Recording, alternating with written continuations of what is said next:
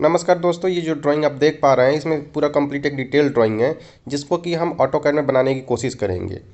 इसका कि टेम्पलेट भी बनाने की हम आपको आगे सिखा देंगे कैसे बनाते हैं। इसके लिए हम सबसे पहले एक्सेल एंटर करते हैं और एक सेंटर लाइन ले लेते हैं। ये लंबी सी एक्सटेंशन लाइन होती है। उसके बाद हम इसका डाया जितने भी हैं वो सारे डाया का हम एक एक करके सर्कल बनाएंगे।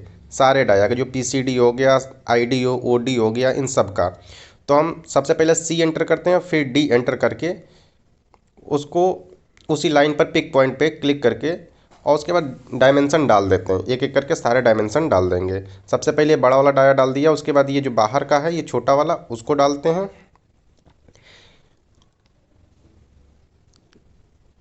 ये जितने भी डाया हैं सबको ले लेंगे। हम इसको मेजर कर लेते हैं क्योंकि इसमें ओडी दिया नहीं है, ड्राइंग में मिसिंग है शो करते टाइम में। तो 35 का है तो 35 का हम एक और सर्कल ड्रॉ करते हैं। सी एंटर, इसको ट्रैक करेंगे तो ट्रैकिंग पॉइंट आ जाता है। उसके बाद फिर सी एंटर और डी एंटर करके हमने ये ओडी वाले दोनों बना लिए। उसके बाद आईडी वाला बना लेंगे जो 24 का दिख रहा है। इस तरीके से आप देख रहे होंगे कि ये बेसिक आपका साइड व्यू बन गया। अब उसके बाद हम इसका जो पीसीडी वाला था जिसमें होल बने हुए थे वो भी हमने बना लिया।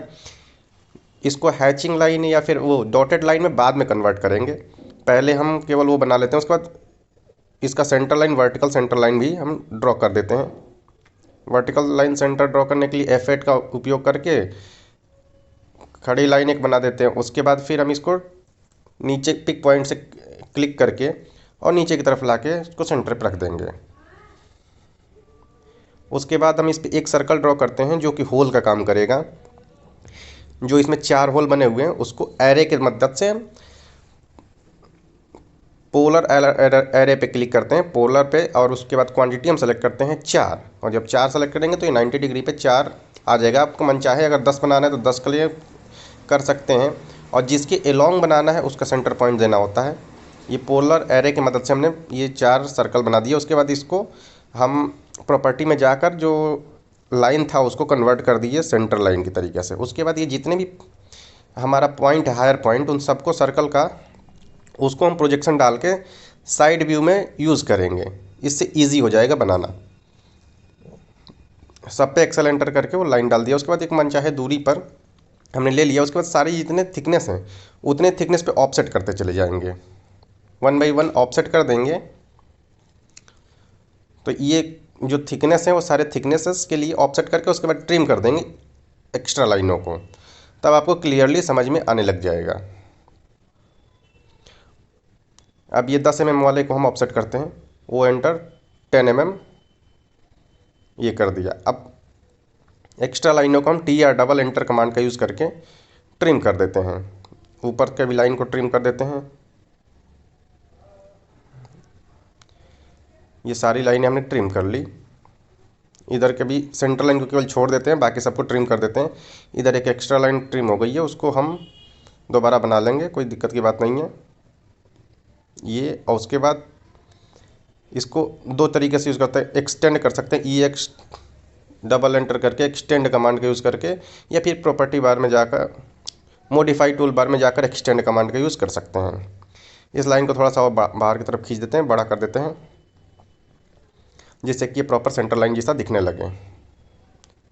उसके बाद मैच कमांड का यूज़ करके हम लाइनों को लाइन से मैच करा देते हैं। ये अनचाहा लाइनों को हम सेलेक्ट करके ई एंटर करके इरेज कर सकते हैं या डिलीट कर सकते हैं। दोनों ऑप्शन आपके पास में है।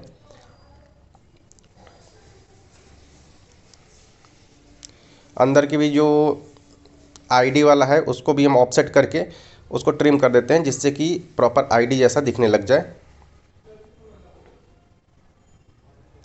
जितना भी एक्स्ट्रा लाइन है सबको ट्रिम कर देते हैं बारी बारी से।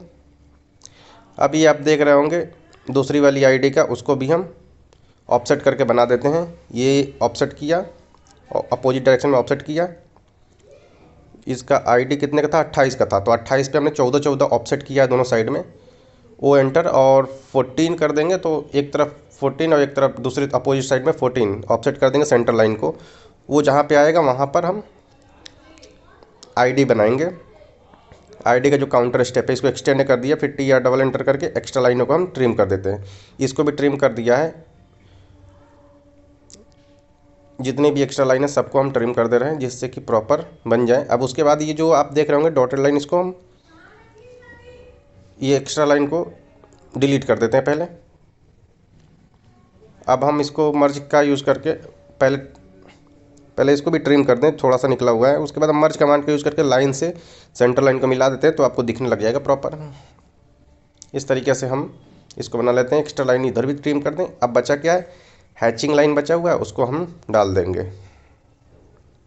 हैचिंग लाइन के लिए हमने हैचिंग लाइन सेलेक्ट किया और जो एरिया पे हैचिंग दिखाना है उस पर चले गए। हमारे पास ऑप्शन है कि हम मर्ज करा सकते हैं। अगर मर्ज कराने के लिए अगर इसमें बनाना होता तो हम ऊपर से जाकर प्रॉपर्टी मैनेजर से सेलेक्ट करके यहाँ से डबल क्लिक करेंगे तो वो ओपन हो जाता है। उस पर हम हैचिंग लाइन का जो दूरी है लाइनों के बीच की, एंगल, ये सब चीज़ें फिक्स कर सकते हैं अपने अकॉर्डिंग। उसके बाद हम डायमेंशन में जाकर डायमेंशन शो करा देते हैं, सारे डायमेंशन 1 बाई 1। ड्राइंग ऐसी होनी चाहिए जिसमें कि सारे डायमेंशन आपको क्लियरली समझ में आए। देखिए, जब जैसे ही हम मैच पे क्लिक करते हैं और जिससे मैच कराना होता है उसको पहले क्लिक सेलेक्ट करते हैं, उसके बाद दूसरे को, तो हमारा डायमेंशन शो हो जाता है। अब इसमें हम कोशिश करेंगे सारी डायमेंशन आपको दिखा दें। अगर ये आपको ड्राइंग अच्छी लगती है तो वीडियो को लाइक कर दीजिएगा। और अगर आपने डिज़ाइन टू वर्क चैनल को सब्सक्राइब नहीं किया है तो सब्सक्राइब कर लीजिएगा तब तक। और अगर इसको आपका 2D ड्राइंग चाहिए तो आप design2work.blogspot.com पे आप विजिट करिएगा या डिस्क्रिप्शन में लिंक पड़ा हुआ है वहाँ पर जाइएगा तो ये आपको 2D ड्राइंग बना हुआ कंप्लीट PDF फॉर्मेट में मिल जाएगा, जिसकी मदद से आप फिर से प्रैक्टिस कर सकते हैं। यहाँ पर हम डाया डाल देते हैं, इस पर डबल क्लिक करेंगे और परसेंट C करते हैं तो ये 5 बन जाता है। या फिर आप कहीं से भी कॉपी अगर किया हुआ तो उसको पेस्ट भी कर सकते हैं यहाँ पर। तो इस तरीके से हम जहाँ पे डाया है वहाँ पे पहले डाया दिखाया जाता है, 5 सिंबल होता है इंजीनियरिंग ड्राइंग में डाया का। तो जितने भी डाया हैं वहाँ पे हम 5 बना देते हैं पहले। उसके बाद टॉलरेंसेस अगर डालनी हो तो टॉलरेंसेस भी डाल सकते हैं। इससे ये डेप्थ को भी मर्ज करा देते हैं।